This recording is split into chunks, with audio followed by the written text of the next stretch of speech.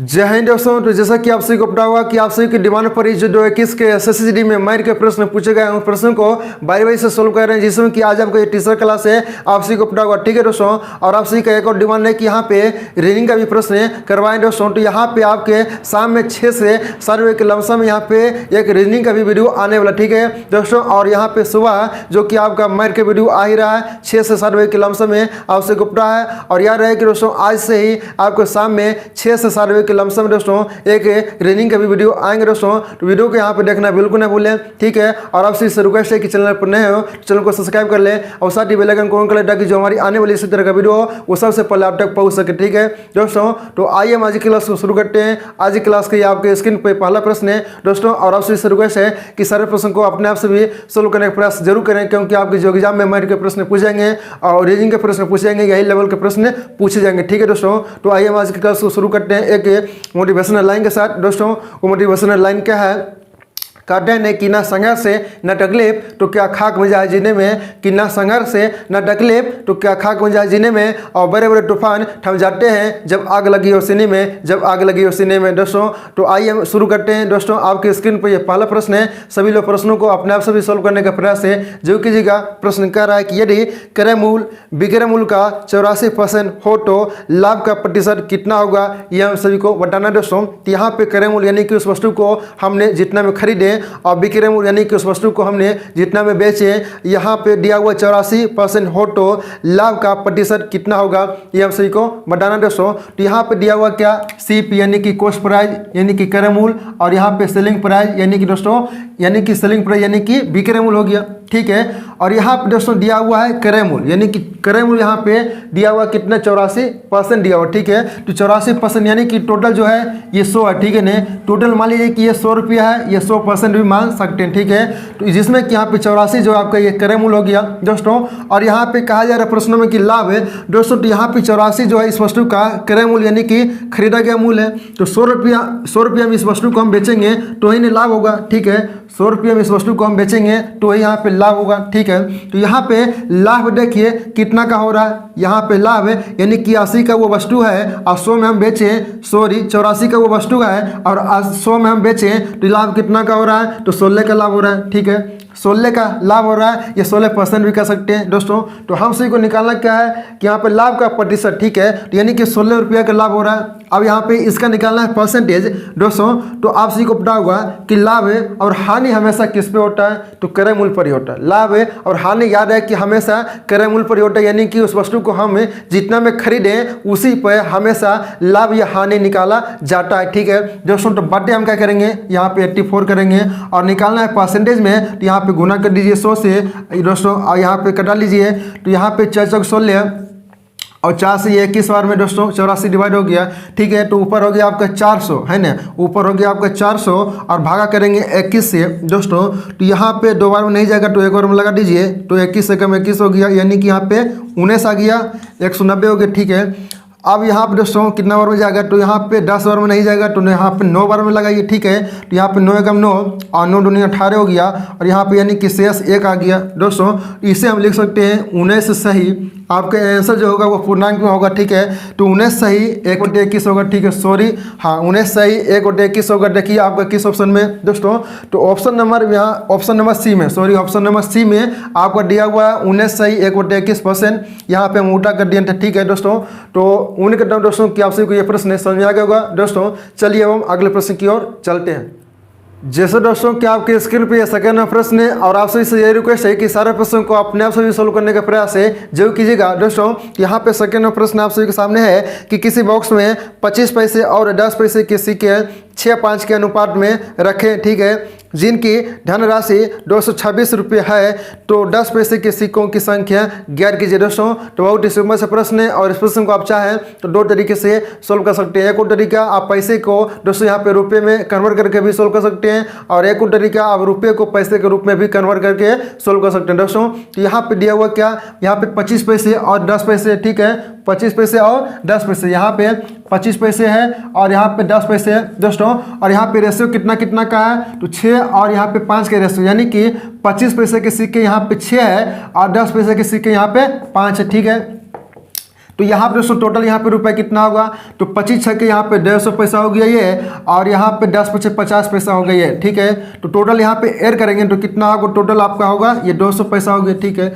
200 पैसा बराबर दोस्तों ये किसके बराबर दिया हुआ है, तो 226 से रुपये के बराबर दिया हुआ, ठीक है। ये पैसा है, ठीक है, ये पैसा हो गया, 200 पैसा हो गया और 226 रुपये के बराबर दिया हुआ है। 226 को हमें इसे भी पैसे के रूप में कन्वर्ट करेंगे तो सिर्फ यहाँ पे डबल जीरो लगा दीजिए, आपका ये हो गया पैसा, तो पैसा बराबर पैसा, ठीक है दोस्तों। तो आप चाहें तो यहाँ पे रुपये के रूप में भी कन्वर्ट कर सकते हैं, यानी कि यहाँ पे क्या 25 पैसा है तो 25 से बटे यहाँ पे 100 करेंगे तो ये रुपया हो गया, तो 25 100 के 100 हो गया, यानी कि 1/4 आपका ये रुपया हो गया, ठीक है। और यहाँ पे 10 पैसा है तो 10 बटे यहाँ पे 100 करेंगे तो आपका ये रुपया हो गया, यानी कि 1/10 यहाँ पे रुपया हो गया दोस्तों। तो इसे भी यहाँ पे आप जोड़ के आप सोल्व कर सकते हैं, यानी कि यहाँ पे पैसे को रुपये के रूप में भी कन्वर्ट करके आप सोल्व कर सकते हैं। लेकिन यहाँ पे हम दोस्तों यानी कि पैसे को यहाँ पे हम रुपये को पैसे के रूप में हम कन्वर्ट कर दें, ठीक है।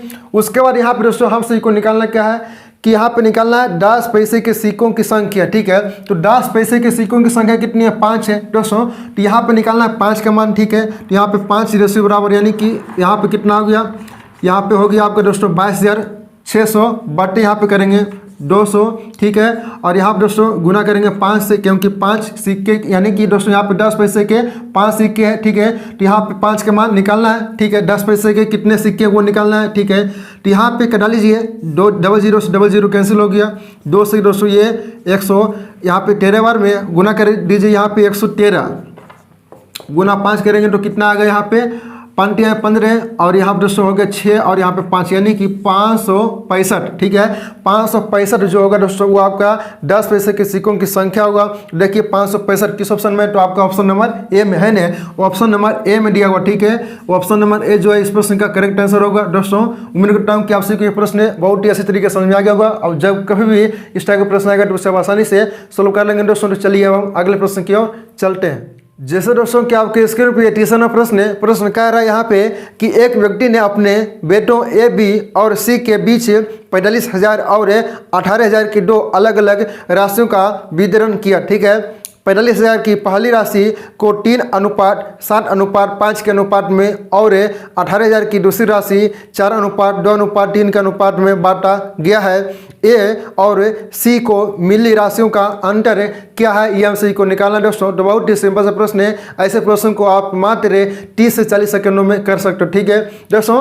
तो यहाँ पे कहा जा रहा है कि दोस्तों कि ए और सी के मिली राशियों का अंतर क्या है, सिर्फ ए और सी का अंतर हम सी को निकालना दोस्तों। तो यहाँ पे पहला राशि जो है वो कितना है, 45,000 है, ठीक है। तो 45,000 को दोस्तों यहाँ पे बांटा गया किस रूप में, तो यहाँ पे बांटा गया है 3, 7 और 5 के अनुपात में बांटा गया, ठीक है। तो जिसमें कि यहाँ पे दोस्तों जोड़ेंगे तो कितना होगा, 7 3 10 और 5 15 हो गया, ठीक है। तो यहाँ पे 15 हो गया, यानी कि दोस्तों ये एक रेशियो का मान कितना आ गया, तो एक रेशियो का मान आ गया आपका 3,000 रुपये, ठीक है। एक रेशियो के बराबर आपका आ गया 3,000 रुपये दोस्तों। तो यहाँ पे देख सकते हो कि ए, बी और सी का मान दिया गया, तो ए का मान यहाँ पे कितना है, यहाँ पे ए रेशियो और यहाँ पे बी लिख रहे हैं, ठीक है दोस्तों। जिसमें कि यहाँ पे एक रेशियो का मान आइए आपका 3,000, तो ए का रेशियो कितना यहाँ पे 3 है, तो यहाँ पे 3,000 से अगर 3 में गुना करेंगे तो कितना होगा, 9,000 होगा। और यहाँ पे बी का यहाँ पे सी का निकालना है ना, यहाँ पे सी है ना, यहाँ पे क्या है ए और सी के अंतर, ठीक है। तो सी का यहाँ पे कितना है, 5 है ना, 5 है। तो एक रेशियो का मान यहाँ पे 3,000 है, तो 5 रेशियो बराबर कितना होगा, 15,000 होगा, ठीक है। यहाँ पे 15,000 लिख दीजिए। अब हो गया दोस्तों ये पहला रुपया हो गया, ठीक है, यानी कि पहला हो गया। अब यहाँ पे दूसरे के रूप में भी बांटा गया, यानी कि दूसरा धन क्या है, तो 18,000, ठीक है। तो 18,000 को फिर यहाँ पे 4:2:3 के अनुपात में बांटा गया, ठीक है। तो 18,000 की वो राशि भी है, तो 18,000 यहाँ पे, और इसे किस रूप में बांटा गया, तो यहाँ पे बांटा गया है 4:2:3 के रूप में, ठीक है। 4:2 और 3 के अनुपात में बांटा गया, ठीक है दोस्तों। तो यहाँ पे 18,000 की राशि है, तो यहाँ पे ऐड करेंगे, तो यहाँ पे 4 2 6 और 6 3 9 गया, ठीक है। तो 9 2 9 18 हो गया, यानी कि एक रेशियो का मान यहाँ पे कितना आ गया, तो 2,000 रुपया आ गया, ठीक है। एक रेशियो का मान यहाँ पे 2,000 आ गया। जिसमें कि यहाँ पे दोस्तों ए का मान और सी का मान निकालना है। तो ए का यहाँ पे कितना है, ए का मान यहाँ पे 4 रेशियो है, ठीक है। तो एक रेशियो का मान यहाँ पे 2,000, तो 4 रेशियो का मान कितना होगा, 4 दूनी 8,000। तो यहाँ पे ए का मान 8,000, यानी कि यहाँ पे 8,000 लिख दीजिए, ठीक है। उसके बाद यहाँ पे दोस्तों यहाँ पे देख सकते हो कि उसके बाद यहाँ पे सी का मान निकालना है। तो सी यहाँ पे कितना रेशियो है, 3 रेशियो है। तो एक यहाँ पे 2000, तो 3 रेशियो का मान कितना होगा 6000। तो यहाँ पे प्लस 6 कर दीजिए, 6000 यहाँ पे प्लस कर दीजिए दोस्तों। अब यहाँ पे ऐड कर दीजिए, तो यहाँ पे जोड़ेंगे तो कितना होगा यहाँ पे 15 6 हो गया आपका 21000। ठीक है, 15 6 कितना हो गया 21000 हो गया आपका, 21000 हो गया। ठीक है, और यहाँ पे दोस्तों 9 8 कितना हो गया 17000 हो गया। ठीक है, तो यहाँ पे ऐड नहीं करना, यहाँ पे हम सही को डिफरेंस निकालना। ठीक है, तो यहाँ पे 17 4 21 हो गया, यानी कि 4000 के यहाँ पे डिफरेंस है दोस्तों। तो 4000 देखिए आपका किस ऑप्शन में, 4000 देखिए आपका किस ऑप्शन में दोस्तों। तो 4000 जो है आपका ऑप्शन नंबर यहाँ पे डी में। ठीक है, ऑप्शन नंबर डी में दिया हुआ, यानी कि इस प्रश्न का जो करेक्ट आंसर होगा वो आपका ऑप्शन नंबर डी होगा दोस्तों। उम्मीद करता हूँ कि आप सही को ये प्रश्न समझ में आएगा। अब जब कभी भी इस टाइप का प्रश्न आएगा तो उसे आप आसानी से सोल्व कर लेंगे दोस्तों। तो चलिए अब हम अगले प्रश्न की ओर चलते हैं। जैसे दोस्तों कि आप सभी के सामने यहाँ पे फॉर्मूला प्रश्न है। प्रश्न कह रहा है कि 5 संख्या ए बी सी डी और ई का औसत 150 है। ठीक है, यदि पहले 3 संख्याओं ए बी और सी का औसत 130 है तो अंतिम में 2 संख्याओं डी और ई का औसत क्या है दोस्तों। यानी कि यहाँ पे डी और ई का एवरेज है हम सही को निकालना दोस्तों। तो बहुत ही सिंपल सा प्रश्न है। तो यहाँ पे देख सकते हो कि पहली A B C D E का औसत जो है कितना 150 है, यानी कि पहली 5 संख्या का औसत कितना है। तो यहाँ पे 150 है, तो ए प्लस है, बी प्लस है, सी प्लस है, डी प्लस है, और उसके बाद ई बराबर कितना है 150 है। ठीक है, तो यहाँ पे 150 में यहाँ पे 5 से गुना कर दीजिए, क्योंकि 5 संख्याओं का औसत कहा जा रहा है दोस्तों। तो यहाँ पे गुना कर दीजिए, कितना होगा 15 5 75, यानी कि 750 रुपया ये आपका 5 संख्याओं का औसत हो गया। यानी कि A plus B plus C plus D plus E का औसत हो गया 750 रुपये। ठीक है, जिसमें कि यहाँ पे कहा जा रहा है फिर ए बी और सी का औसत 130 है, जिसमें कि यहाँ पे ए प्लस बी प्लस सी, यानी कि यहाँ पे 3 संख्या का औसत यहाँ पे दिया हुआ कितना, तो 130 है। तो 130 है आप गुना कर दीजिए यहाँ 3, यानी कि 3 संख्या निकालना है। तो 3 कितना हो गया, तो यहाँ पे 39 हो गया। कितना हो गया यहाँ पे 3 39, यानी कि 390 हो गया। ठीक है, तो ये दोस्तों आपका 3 संख्या का टोटल औसत हो गया 390, और ये 5 संख्या का टोटल औसत हो गया आपका 750 से। अब यहाँ पे कह रहा है कि अंतिम में डी और ई का औसत निकालें दोस्तों। तो बहुत ही सिंपल है कि देख सकते हो कि ये 5 संख्या। ठीक है, तो 5 में से अगर यहाँ पे 3 संख्या माइनस कर देंगे ए बी सी, यहाँ पे माइनस करेंगे तो क्या बचेगा, यहाँ पे डी और ई बचेगा। ठीक है, तो यहाँ पे माइनस कर दीजिए, कितना है 750 है, माइनस करेंगे कितना 390, तो माइनस करेंगे तो कितना होगा 0, और यहाँ पे 9 6 15 हो गया, और यहाँ पे 3, यानी कि 360 आ गया दोस्तों। तो आपका ये आंसर नहीं हुआ। यहाँ पे कहा रहा है कि डी और ई का एवरेज निकाले, यानी कि औसत निकाले दोस्तों। तो यहाँ पे डी प्लस ई का एवरेज निकालना है, तो 360 आया। तो एवरेज निकालने के लिए क्या करना पड़ता है कि यहाँ पे भाग करना पड़ेगा, यानी कि जितनी संख्या का यहाँ पे औसत निकालना है उतनी संख्या से भाग करना होगा। ठीक है, तो यहाँ पे सिर्फ डी और ई का औसत निकालना है, तो यहाँ पे सिर्फ 2 ही संख्या है, तो 2 से इसमें भाग करेंगे तो कितना आएगा 180 आएगा। ठीक है दोस्तों, तो आपका जो आंसर होगा वो कितना होगा, तो 180 होगा। देखिए कि 180 किस ऑप्शन में, तो यहाँ पे 180 जो है आपका ऑप्शन नंबर ए में है ना, ऑप्शन नंबर ए में दिया हुआ नहीं कि इस प्रश्न का करेक्ट आंसर जो होगा आपका ऑप्शन नंबर ए होगा दोस्तों। उम्मीद करता हूँ कि आपसे यही प्रश्न समझ आ गया होगा दोस्तों। चलिए अब हम अगले प्रश्न की ओर चलते हैं। जैसे दोस्तों कि आपकी स्क्रीन पे ये 5 नंबर प्रश्न कह रहा है यहाँ पे कि एक कक्षा में 60% विद्यार्थी लड़के और शेष लड़कियाँ। ठीक है, यदि एक परीक्षा में 40% लड़के और 70% लड़कियां उत्तीर्ण हुए, यानी कि यहाँ पे पास हुए। ठीक है, और अनुत्तीर्ण लड़कियों की संख्या, यानी कि फेल हुए लड़कों की संख्या यहाँ पे 42 है। तो अनुत्तीर्ण लड़कों यानी कि फेल हुए लड़कों की संख्या क्या होंगे दोस्तों, ये आप सही को बताना है। और दोस्तों ऐसा कोई एग्जाम नहीं जो कि इस टाइप के प्रश्न नहीं पूछे जाते हैं। हर एक एग्जाम दोस्तों एक न एक प्रश्न इस टाइप के पूछे जाते हैं जो कि आप सही को पता भी होगा। ठीक है दोस्तों, और बहुत ही सिंपल सा प्रश्न आपके पिछले वर्ष के SSCD में पूछा गया है दोस्तों। यहाँ पे प्रश्न कह रहा है कि एक कक्षा में 60% विद्यार्थी लड़के और शेष लड़कियां दोस्तों। यहाँ पे समझने का प्रयास कीजिएगा। तो मान लीजिए दोस्तों कि कक्षा में 100% यहाँ पे बॉय और गर्ल मिलाकर, ठीक है, जिसमें कि यहाँ पे बॉय होंगे और यहाँ पे गर्ल है। ठीक है, यहाँ पे इस कक्षा में बॉय और गर्ल है, जिसमें कि यहाँ पे बॉय का दोस्तों यहाँ पे 60% दिया हुआ। ठीक है, तो यहाँ पे 100% हम टोटल माने, तो जिसमें कि यहाँ पे 60% बॉय दिया हुआ है, तो यहाँ पे स्वाभाविक है कि 40% जो है वो आपका क्या होंगे दोस्तों, 40% आपका ये गर्ल होंगे। ठीक है, उसके बाद यहाँ पे कहा जा रहा है कि यदि एक परीक्षा में 40% लड़के और 70% लड़कियां उत्तीर्ण हुए दोस्तों। तो इस तरह के प्रश्नों को सोल्व करने से पहले दोस्तों आप सभी को यहाँ पे निश्चित मान देखना पड़ेगा कि निश्चित मान क्या है। तो ये 42 है, ठीक है। तो ये 42 क्या है दोस्तों, आप सभी को ये देखना होगा। तो 42 क्या है, तो अनुत्तीर्ण लड़कियों की संख्या, ठीक है। यहाँ पे कहा जा रहा है कि ये यहाँ पे अनुत्तीर्ण लड़कियों की संख्या कितनी है, तो 42 है। ये दोस्तों यहाँ पे जो हम सभी को निकालना है वो यहाँ पे दोस्तों अनुत्तीर्ण ही निकालना, यानी कि फैले जितने हुए वो हम सभी को निकालना है। और यहाँ पे पास दिया हुआ देख सकते हो कि 40% और 70% लड़कियां यहाँ पे पास हुई, यानी कि उत्तीर्ण हुए, ठीक है। तो हम सभी को निकालना फैले। तो यहाँ पे दोस्तों इस कक्षा में 60% लड़का यहाँ पे बॉय है और 40% यहाँ पे गर्ल है, जिसमें कि यहाँ पे कहा जा रहा है कि 40% लड़के यहाँ पे क्या हुए, तो पास हुए। तो हम सभी को निकालना क्या फैले। तो यहाँ पे 60% क्या होंगे, फैल होंगे, ठीक है। तो यहाँ पे 60 का 60% निकालना होगा, तो 60 का 60% हम सभी को निकालना होगा। तो कितना होगा, यहाँ पे 00 से 00 कैंसिल, यानी कि 36 हो गया, ठीक है। तो 60 का 60% यानी कि क्या हो गया दोस्तों, ये आपका हो गया अनुत्तीर्ण, ठीक है।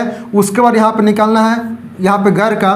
तो यहाँ पे घर कहा जा रहा है कि यहाँ पे कितना है, 70% यहाँ पे क्या है, तो यहाँ पे दोस्तों उत्तीर्ण है। तो 70% अगर उत्तीर्ण है तो यहाँ पे दोस्तों अनुत्तीर्ण कितना होगा, यानी कि यहाँ पे फैल कितना होंगे, तो 30% होंगे। तो यहाँ पे 40 का हम सभी को निकालना है, यहाँ पे कितना 30%, ठीक है।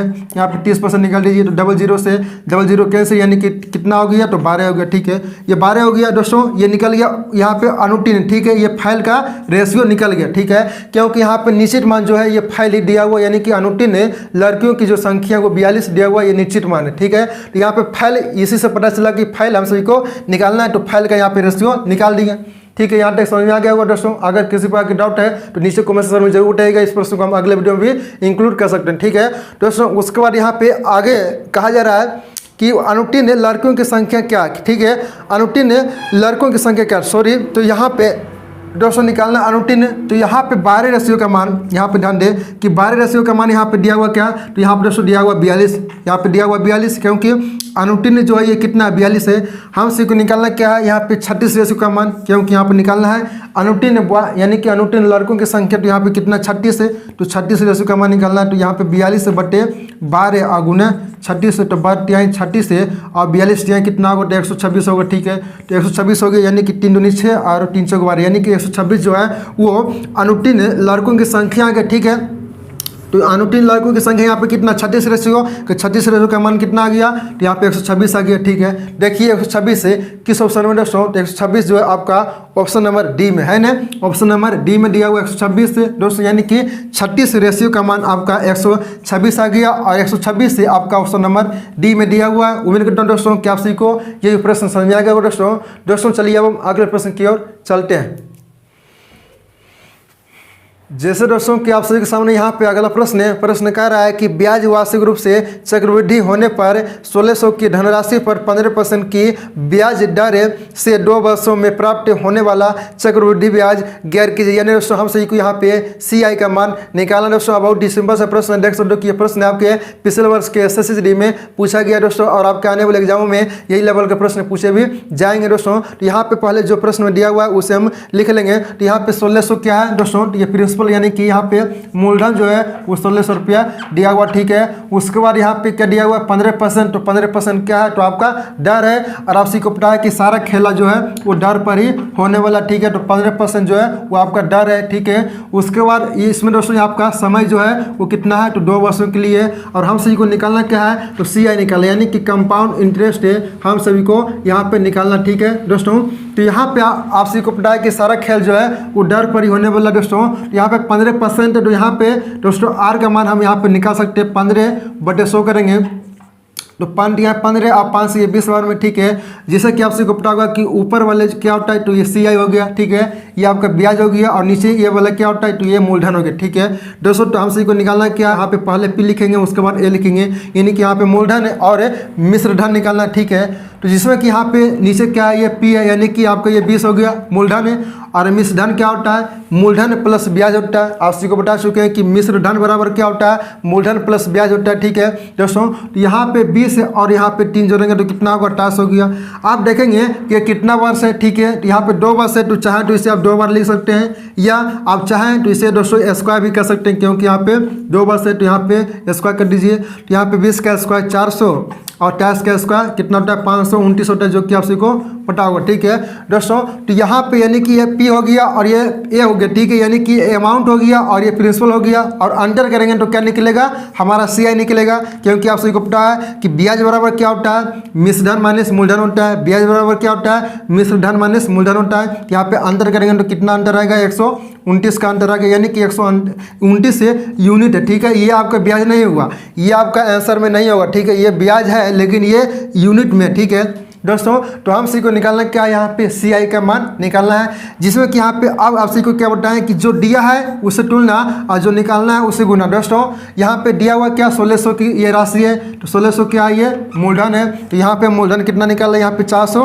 ये रेशियो में। ठीक है, 400 ये रेशियो, तो यहाँ पे जो दिया हुआ उसे हम तुलना करेंगे और जो निकालना है उसे गुना करेंगे। तो निकालना क्या, यहाँ पे 129 का मान निकालना है, तो 129 से यहाँ पे गुना कर दीजिए। तो यहाँ पे कटा लीजिए, 4 से 4 बार में कैंसिल, गुना करेंगे तो 9 चौक 36 हो गया, और यहाँ पे 4 दूनी 8 है, 3 दोस्तों कितना हो गया, 8 3 11 हो गया, और यहाँ पे 4 1 5, यानी कि 516। देखिए आपका किस ऑप्शन में है दोस्तों, तो 516 हाँ ऑप्शन नंबर ए में दिया हुआ। ठीक है, यानी कि ऑप्शन नंबर ए जो है इस प्रश्न का करेक्ट आंसर हो गया। दोस्तों तो उम्मीद करता हूँ कि आप सभी को ये भी प्रश्न समझ आ गया होगा, और जब कभी भी इस टाइप का प्रश्न आएगा तो उसे आप आसानी से सोल्व कर लेंगे। दोस्तों चलिए अब हम अगले प्रश्न की ओर चलते हैं। जैसे दोस्तों कि आप सबके सामने यहाँ पे 7वां प्रश्न कह रहा है कि ए किसी प्रोजेक्ट को 10 दिनों में पूरा कर सकता है, यानी कि कोई काम है। ठीक है, और बी उसी प्रोजेक्ट को 15 दिनों में पूरा कर सकता है। यदि ए और बी एक साथ मिलकर प्रोजेक्ट पर काम करना शुरू करते हैं और बी प्रोजेक्ट पर पूरा होने से 5 दिन पहले प्रोजेक्ट छोड़ देता है, यानी कि उस काम को छोड़ देता है, तो प्रोजेक्ट कितने दिनों में पूरा होगा, यानी कि वो काम कितने दिनों में पूरा होगा, ये हम सभी को बताना है। दोस्तों ये प्रश्न आपके टाइम एंड वर्क से है दोस्तों, और बहुत ही सिंपल सा प्रश्न है। ठीक है दोस्तों, तो यहाँ पे ए और बी का यहाँ पे कितना दिया हुआ है, 10 दिनों और 15 दिनों का मान दिया हुआ। ठीक है, तो यहाँ पे ए और यहाँ पे बी। ठीक है, ए और बी, जिसमें कि यहाँ पे ए का मान कितना है, 10 दिनों कर रहा और ये 15 दिनों में कर रहा। ठीक है दोस्तों, तो इसका पहले हम यहाँ दोस्तों कैपेसिटी निकालेंगे, यानी कि इसकी क्षमता कितनी है वो हम निकालेंगे। तो 10 और 15 का एलसीएम लेंगे तो कितना होगा, यहाँ पे 30 होगा। ठीक है, 30 हो गया, और यहाँ पे क्षमता निकालेंगे तो 10 × 30 है, यानी कि ए एक दिन में दोस्तों आपको ये 3 यूनिट काम कर रहा है, और बी 15 × 30, यानी कि एक दिन में ये 2 यूनिट काम कर रहा है। ठीक है दोस्तों, तो यहाँ तक आप सभी को समझ आएगा, यानी कि ये क्षमता आ गया। ठीक है, एक दिन का क्षमता ये 3 यूनिट है, और ये बी के पास एक दिन का क्षमता 2 यूनिट है। ठीक है दोस्तों, जिसमें कि यहाँ पे कहा जा रहा है कि ए और बी काम करना शुरू करते हैं और बी प्रोजेक्ट पूरा होने से 5 दिन पहले प्रोजेक्ट छोड़ देते हैं। ठीक है दोस्तों, तो यहाँ पे सभी लोग ध्यान दीजिएगा, यहाँ पे 5 दिन पहले, यानी दोस्तों यहाँ पे बी जो है 5 दिन पहले काम छोड़ रहा है। ठीक है, तो ये निश्चित माने कि 5 दिन ए काम किया होगा। ठीक है, तो ए का यहाँ पे क्षमता कितना है, 3 है, तो यहाँ पे 5 दिन ये 3 यूनिट के हिसाब से काम किया, तो टोटल काम कितना कर दिया, ये यहाँ पे 5 दिन में 15 यूनिट काम कर दिया। ठीक है, जिसमें कि यहाँ पे टोटल जो है आपका 30 यूनिट काम है। ठीक है, तो यहाँ पे बचा कितना, शेष है आपको ये 15 यूनिट बचा। ठीक है, ये अकेला यहाँ पे ए किया, क्योंकि यहाँ 5 दिन जो है कहा जा रहा है कि 5 दिन पहले, यानी कि 5 दिन जो है वो काम करेगा ए सिर्फ है। अब यहाँ पे जो काम बच गया उस काम को ए और बी मिलकर करेगा। ठीक है, तो ए का यहाँ पे एक दिन का क्षमता कितना है, 3 यूनिट है, और बी के पास एक दिन का क्षमता कितना है, 2 यूनिट है, और 3 2 5 अब दोनों मिलाकर काम करेगा। ठीक है, यानी कि दोनों 5 यूनिट के हिसाब से आप पर डे काम होगा। ठीक है, दोनों मिलेगा तो 3 2 5 हो गया, तो 5 यूनिट, यानी कि यहाँ पे काम कितना बचा हुआ, 15, और यहाँ पे 5 यूनिट के हिसाब से पर डे आप काम होगा, तो 5 × 15, तो 3 दिन इधर हो गया और 5 दिन इधर हो गया, तो टोटल कितना हो गया, 5 या +3 करेंगे तो 8 दिन, यानी कि आपका जो आंसर होगा वो 8 दिन होगा। तो देखिए कि 8 दिन किस ऑप्शन में दोस्तों, तो 8 दिन आपका ऑप्शन नंबर डी में है ना, ऑप्शन नंबर डी में दिया हुआ आपका 8 दिन दोस्तों। तो उम्मीद करता हूँ कि आप सभी को यह भी प्रश्न समझ में आ गया होगा।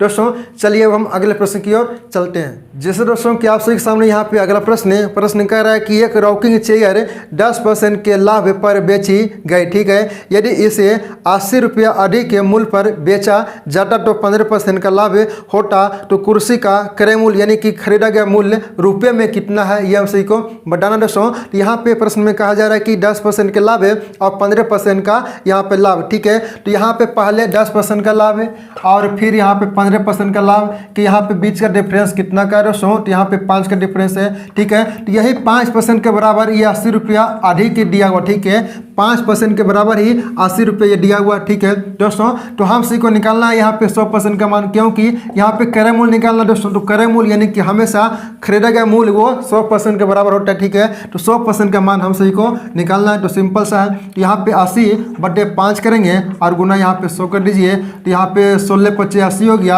यानी कि उस कुर्सी का क्रय मूल्य यानी कि खरीदा गया मूल्य कितना है, तो 1600 रुपया। देखिए 1600 रुपया किस ऑप्शन में है दोस्तों, तो 1600 रुपया आपका ऑप्शन नंबर डी में है ना, ऑप्शन नंबर डी में दिया हुआ है दोस्तों। तो मैं कहता हूँ कि आप सभी को यह भी प्रश्न समझ आ गया होगा। अब जब कभी भी इस टाइप का प्रश्न आएगा तो उससे आप आसानी से सोल्व कर लेंगे दोस्तों। चलिए अब हम अगले प्रश्न की ओर चलते हैं।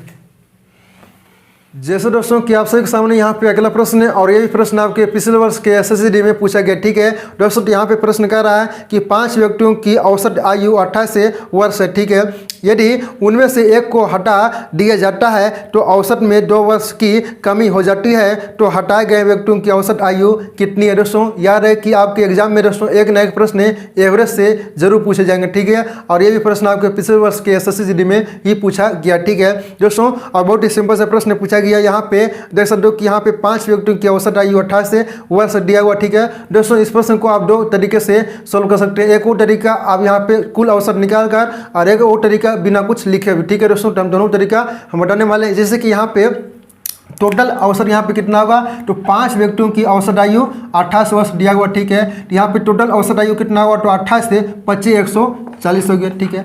जिसमें कि यहाँ पे कहा जा रहा है कि एक व्यक्ति को हटा दिया जाता है, ठीक है। तो अब बच गए यहाँ पे 4 व्यक्ति, और यहाँ पे एक व्यक्ति को हटाने पर यहाँ पे औसत में यानी कि दोस्तों कितना होता है, वर्ष में 2 वर्ष की कमी हो जाती है, यानी कि यहाँ पे 26 वर्ष हो गया। तो 26 चौके कितना हो गया, 104 हो गया, ठीक है दोस्तों। तो अब यहाँ पे सिंपल है कि यहाँ पे टोटल जो औसत है, ये 5 व्यक्तियों की औसत है 140 है, और 4 व्यक्तियों की औसत कितना आ गया, 104 है। तो अंतर कर देंगे दोस्तों, तो उस व्यक्ति यानी कि वो जो व्यक्ति निकला उसकी औसत आयु हम सभी को पता चल जाएगा। तो यहाँ पे जब 140 में से जब अगर 104 अंतर करेंगे तो कितना आएगा, 36 वर्ष, ठीक है। यानी कि वो जो व्यक्ति निकला उसकी औसत आयु कितना है, तो 36 वर्ष है दोस्तों। एक वो तरीका जो बिना कुछ लिखे भी सोल्व कर सकते हैं, वो तरीका क्या है, जैसे कि यहाँ पे कहा जा रहा है कि 5 व्यक्तियों की औसत आयु कितना 28 वर्ष है, तो यहाँ पे 28 वर्ष है, ठीक है। अब यहाँ पे एक व्यक्ति यहाँ पे निकाला जा रहा है, जिसमें कि यहाँ पे 4 व्यक्ति बच गया, 4 व्यक्ति अब बच गया। और यहाँ पे कहा जा रहा है कि प्रत्येक में यहाँ पे 2 वर्ष की कमी हो जाती है, ठीक है दोस्तों। यानी कि यहाँ पे 4 दूनी करेंगे तो कितना होगा, 8 होगा। यानी कि 4 व्यक्ति का भी औसत आयु 2 वर्ष कम गया, यानी टोटल कितना कमा, तो 8 कमा।